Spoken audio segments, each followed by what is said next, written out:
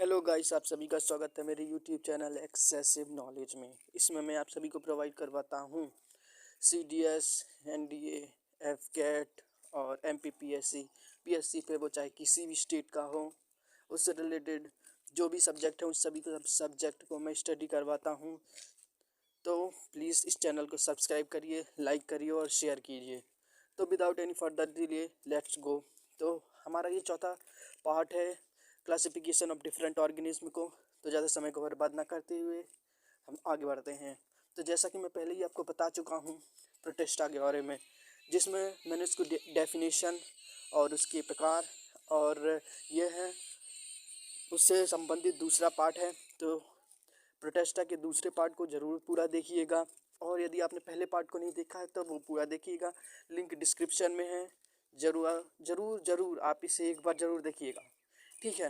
तो चलिए, हमने इसमें बात किया था कि जो अगला पार्ट आएगा वह प्रोटेस्टा के दूसरे प्रकार के बारे में आएगा। दूसरा प्रकार मतलब यहाँ पर है प्लांट लाइक प्रोटेस्टा। तो ये चलिए हम बात करते हैं प्लांट लाइक प्रोटेस्टा के बारे में। तो पहले हम उसके बारे में जानेंगे कि प्लांट लाइक प्रोटेस्टा का क्या स्ट्रक्चर है और क्या चीज़ है, और फिर उसके बारे में हम जानेंगे कि हमारे लिए क्यों यूज़फुल है, और उसके क्लासिफिकेशन के बारे में जानेंगे और उसके कुछ उदाहरण के बारे में जानेंगे। फिर उसके बाद आज ही हम जानेंगे कि फंगस लाइक प्रोटेस्टा क्या है, ब्रीफ से। ओके, तो चलिए हम शुरू करते हैं सबसे पहले प्लांट लाइक प्रोटेस्टा। तो आइए चलिए अब हम जानते हैं प्लांट लाइक प्रोटेस्टा के बारे में। जैसा कि अभी स्क्रीन पर देख ही पा रहे होंगे कि सारे प्लांट्स हैं, इसीलिए इसे प्लांट लाइक प्रोटेस्टा कहा जाता है। लेकिन इसमें दोस्तों रूट नहीं होती है, फ्लावर नहीं होता, स्टेम नहीं होता है और सीड्स वगैरह भी नहीं होती है। तो यह कैसे हुआ? ऐसा इसलिए क्योंकि जो इसके सेल हैं वो प्लांट लाइक प्रोटेस्टा के जो सेल हैं वह प्लांट के सेल की तरह ही हैं। हालांकि जो प्लांट लाइक प्रोटेस्टा है वह मल्टी सेल्यूलर और यूनिसेल्यूलर दोनों ही हो सकता है, लेकिन ज़्यादातर यूनिसेल्यूलर ही रहता है। तो आइए चलिए हम कुछ जानते हैं इसके आंतरिक स्ट्रक्चर के बारे में। तो इसमें सबसे महत्वपूर्ण बात यह है कि ये इसमें फोटोसिंथेसिस होती है, और फोटोसिंथेसिस है तो स्पष्ट सी बात है इसमें क्लोरोफिल होगा। क्लोरोफिल बहुत सारे प्रकार के डिफरेंट डिफरेंट एल्गी में डिफरेंट डिफरेंट प्रकार के क्लोरोफिल हैं। तो क्लोरोफिल का महत्वपूर्ण काम यह होता है कि वो सनलाइट को ऑब्जर्व करता है, और साथ ही साथ प्लांट को कलर देने का काम भी यही करता है। यही कारण है कि डिफरेंट डिफरेंट क्लोरोफिल होने के कारण डिफरेंट डिफरेंट प्रकार के एल्गीज होते हैं, डिफरेंट डिफरेंट कलर के एल्गीज होते हैं। तो ठीक है, चलिए अब हम चलते हैं। जैसा कि मैं पहले ही एक पार्ट बना चुका हूँ प्रोटेस्टा से संबंधित। यदि आपको इसके स्ट्रक्चर को लेकर ब्रीफ में जानना है तो ज़रूर मेरे पहले वीडियो को देखें, क्योंकि जो इसका स्ट्रक्चर है यूग्लिना की तरह ही है। यूग्लिना जिससे मैंने ब्रीफ में बताया है प्रोटेस्टा के पहले पार्ट में, तो उसे आप ज़रूर वॉच करिएगा। उसके बाद ही आपको इसके स्ट्रक्चर को लेकर सारी बातें समझ में आएगी, क्योंकि उसमें यूग्लिना जो कि फोटोसिंथेसिस कर रहा है उसमें ब्रीफ से मैंने बताया है कि ऐसा क्यों हो रहा है। तो आप उसे ज़रूर देखिएगा, तभी आपको इसके स्ट्रक्चर को लेके क्लैरिफिकेशन हो पाएगा। इस वीडियो में मैं उसके स्ट्रक्चर को लेकर नहीं बता रहा हूँ, क्योंकि मैं ये पहले ही बता चुका हूँ। तो हम उसके एक और पार्ट के बारे में जानेंगे, वह है सेल वॉल। सेल वॉल जो कि सेल्यूलोज से मिलकर बना है, इसमें यही महत्वपूर्ण है, यह बात याद रखने वाली बात है। तो अब हम उसके उदाहरण के बारे में बात करेंगे ब्रीफ से, कि इसके कितने टाइप होते हैं। और एक बहुत महत्वपूर्ण बात और यह है कि जो प्लांट लाइक प्रोटेस्टा है हम उसे एल्गी भी आम भाषा में कहते हैं, ठीक। तो plant like Protista means algae, मतलब यह है जो रिप्रोडक्शन करता है वह सेक्सुअली और सेक्सुअली दोनों ही करता है। तो आइए अब हम जानते हैं एल्गी के कुछ उदाहरण के बारे में। तो इसके जॉन एल्गी जो मैं पहले ही बता चुका हूँ कि ये यूनिसेल्यूलर और मल्टी सेल्यूलर दोनों ही होता है। हम चलते हैं पहले यूनिसेल्यूलर एग्जाम्पल के बारे में जान लेते हैं। तो इसके अंतर्गत जो एल्गी है वह एल्गी कुल मिला के 7 प्रकार के होते हैं। Blue algae, green algae, yellow green algae और भी बहुत सारी होती हैं, जिसके बारे में हम एक एक करके पूरे 7 के प्रकारों के बारे में जानेंगे। और यदि मल्टी सेल्यूलर एग्जाम्पल की बात की जाए तो वह है सीवीड्स, एकमात्र एग्जाम्पल है जो कि लार्ज होता है। और इसके बारे में जानने लायक बात यह है कि यह एक्वाटिक है। ज़्यादातर जो एल्गी होते हैं वह एक्वाटिक ही होते हैं। वो पॉन्ड्स में, लेक्स में, रिवर्स में, ओशियन वगैरह में रहना पसंद करते हैं। तो ठीक है, चल एल्गी 7 प्रकार के होते हैं, जिनमें से पहला एल्गी है रेड एल्गी। हम रेड एल्गी वाले के बारे में ब्रीफ से जानेंगे। यह यूनिसेल्यूलर और मल्टी सेल्यूलर दोनों ही होता है। तो इसके कुछ उदाहरण ऐसे भी हैं जो कि आप महत्वपूर्ण है, जो आपको पता ही होना चाहिए। उससे पहले हम कुछ महत्वपूर्ण पॉइंट जान लेते हैं रेड एल्गी के बारे में। रेड एल्गी हमेशा फ्लैट सरफेस पे ही रहना पसंद करते हैं, मतलब उतला हुआ सरफेस। जैसा कि आप देख सकते हैं लक्षद्वीप में कोरल रीफ एक महत्वपूर्ण उदाहरण है रेड एल्गी से, जो कि फ्लैट सरफेस पे रहता है। लक्षद्वीप के बहुत से इलाकों में एल्गी ही एल्गी है। और जो रेड एल्गी होते हैं यह जनरली ट्रॉपिकल मरीन इन्वायरमेंट में पाया जाता है। लक्षद्वीप का जो इलाका है, मतलब इन्वायरमेंट है, वो कुछ इसी प्रकार है। तो अब इसके कुछ मल्टी सेल्यूलर में यदि उदाहरण देख लिया जाए तो सीवीड इसका एक महत्वपूर्ण उदाहरण है मल्टी सेल्यूलर में, जो कि रेड एल्गी होती है।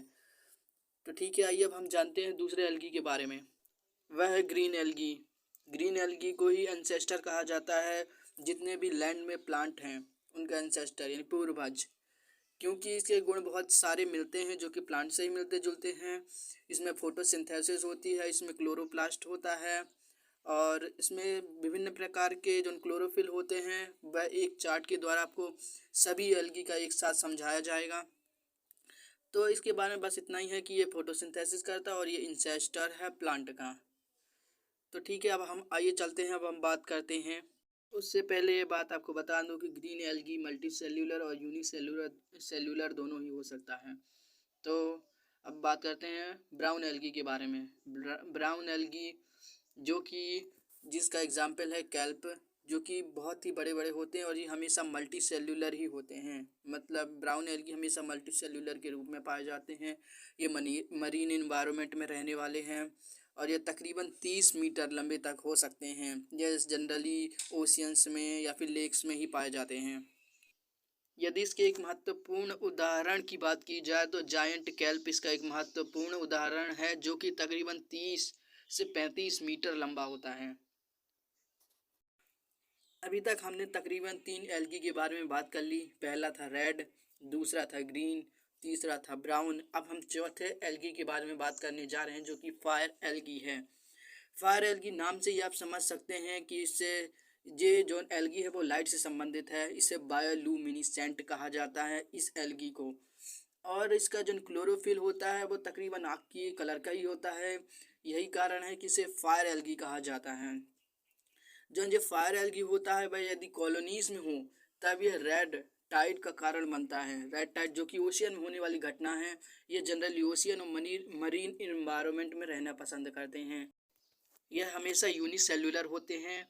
और तो आइए हम जान लेते हैं इसके एक उदाहरण के बारे में, जिसका नाम है डायनोफ्लैजिलेट्स। डायनोफ्लैजिलेट्स हमेशा कॉलोनीज में रहते हैं।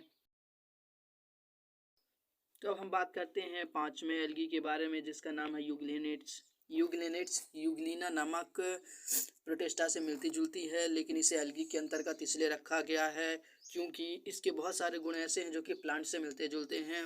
यूग्लिना की तरह इसमें सेल वॉल नहीं होती है, और इसमें महत्वपूर्ण बात यह है कि ये फोटोसिंथेसिस करता है। और जो इसकी फ्लैजिला होती है वो 2 होती है। मूव करने के लिए, जो लोकोमोशन के लिए जो फ्लैजिला होती है वो 2 होती है। Sixth example of algae are yellow green algae. इसके बारे में अभी ज़्यादा जाना नहीं गया है, इसके बारे में बस इतना ही अभी पता। यह फोटोसिंथेटिक होता है, मतलब कुछ कुछ प्लांट की तरह ही होता है, इसलिए इसे एल्गी के अंतर्गत ही रखा गया है। यह हमेशा फ्रेश वाटर में ही रहता है। इसके क्लोरोफिल के आधार पर इसे येलो ग्रीन एल्गी के अंतर्गत रखा गया है। तो आइए चलते हैं सातवें और आखिरी उदाहरण एल्गी के बारे में, जो कि है golden brown algae. Golden brown algae generally marine या फिर फ्रेश वाटर दोनों में ही रहना पसंद करते हैं। और इसका एक महत्वपूर्ण उदाहरण है डाइएटॉम्स। यह एक फोटोसिंथेटिक ऑर्गेनिज्म है जिसकी सेल वॉल जो कि सिलिका की बनी होती है, और सिलिका की बनी होने के कारण यह ट्रांसपेरेंट होती है। तो अब हम एल्गी के यूजेस के बारे में बात करते हैं। एल्गी के यूजेस इस प्रकार से हैं। पहला यूज़ इसलिए होता है कि एनिमल फूड के रूप में, यानी एनिमल के फूड के रूप में एल्गी का इस्तेमाल होता है। इसका दूसरा यूज़ है एज अ वेजिटेबल ऑयल, मतलब एल्गी का उपयोग वेजिटेबल ऑयल के रूप में होता है। आपने ये तो सुना ही होगा sunflower oil, peanut oil, but algae का ऑयल भी होता है, मतलब वेजिटेबल ऑयल। इसका तीसरा महत्वपूर्ण यूज़ है फर्टिलाइज़र के रूप में।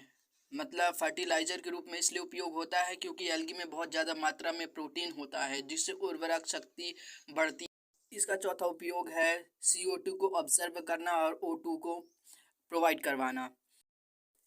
इसका फिफ्थ यूज़ है प्लास्टिक के रूप में, जिससे बॉटल बनाई जाती है और पॉलीथीन भी बनाई जाती है। यह इसका सबसे महत्वपूर्ण उपयोग है जिससे। तो आइए चलते अब हम बात करते हैं फंगस लाइक प्रोटेस्टा के बारे में और इसके उदाहरणों के बारे में। तो पहले हम इसके बारे में बेसिक जान लेते हैं कि फंगस लाइक प्रोटेस्टा क्या है। तो फंगस लाइक प्रोटेस्टा हमारे इन्वायरमेंट में भी पाया जाता है कि जो कि नॉर्मल टेम्परेचर पर होता है और इसे मोल्ड्स कहते हैं आम भाषा में। मोल्ड्स जो कि दो प्रकार के होते हैं, उससे पहले जान ले कि यह दूसरों पर निर्भर रहने वाला जीव है जो कि इन्वायरमेंट में पाए जाने वाले ऑर्गेनिक मैटर पर निर्भर करता है, डेड ऑर्गेनिक मैटर पर। इसे हम ट्रू फंजाई कहते हैं। जो इसकी सेल वॉल बनी होती है वह चिटिन की नहीं, सेल्यूलोस कंटेन करता है, मतलब सेल्यूलोस की बनी हुई होती हैं। तो फंजाई के कुछ उदाहरण हैं जो कि उसके डिवीज़न के आधार पर है। तो इसका डिवीज़न दो प्रकार से है, एक है वाटर मोल्ड्स और दूसरा है स्लाइम मोल्ड्स।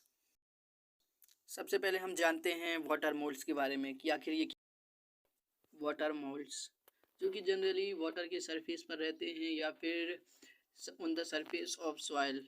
जनरली इसके कारण प्लांट में डिसीज़ हो जाता है, जैसे कि पोटैटो में डिसीज़ इसी फंगस लाइक प्रोटेस्टा के कारण होता है, जिसे हम पोटैटो ब्लाइट कहते हैं, जो कि वाटर मोल्ड्स नामक प्रोटेस्टा के कारण होता है। तो यह generally organic matter, decaying organic matter को ही खाकर जीवित रहते हैं। ये हेटरोट्रॉपिक होते हैं। तो आइए अब हम बात करते हैं स्लाइम मोल्ड्स के बारे में कि क्या है स्लाइम मोल्ड्स, जो कि यूनिसेल्युलर ही होता है और यह ऑर्गेनिक डिकेइंग मैटर पर निर्भर करता है, मतलब ये हेटरोट्रॉपिक है। फंगस लाइक प्रोटेस्टा में जो रिप्रोडक्शन होता है वह स्पोर्स के द्वारा होता है। यही कारण है कि स्लाइम मोल्ड और वाटर मोल्ड्स दोनों में ही रिप्रोडक्शन स्पोर्स के द्वारा होता है। यह डिफरेंट डिफरेंट कलर का हो सकता है, मतलब इस स्लाइम मोल्ड की जो क्लोरोफिल है वह बहुत ही ब्राइट होता है और यह जो स्लाइम मोल्ड है वह यहाँ से वहाँ मूव कर सकता है अपनी इच्छा के अनुसार, लेकिन बहुत ही स्लोली मूव, मतलब ये मूव कर सकता है यहाँ से वहाँ for the search of food. यदि यह वीडियो आपके लिए थोड़ा भी हेल्पफुल रहा हो तो इसे ज़रूर लाइक करिएगा, सब्सक्राइब करिएगा और शेयर करिएगा। इससे मोटिवेशन मिलता है। इसको बनाने में हमें बहुत मेहनत लगती है, इसलिए इस बात को ध्यान में रखिएगा, इसे ज़रूर लाइक करिएगा।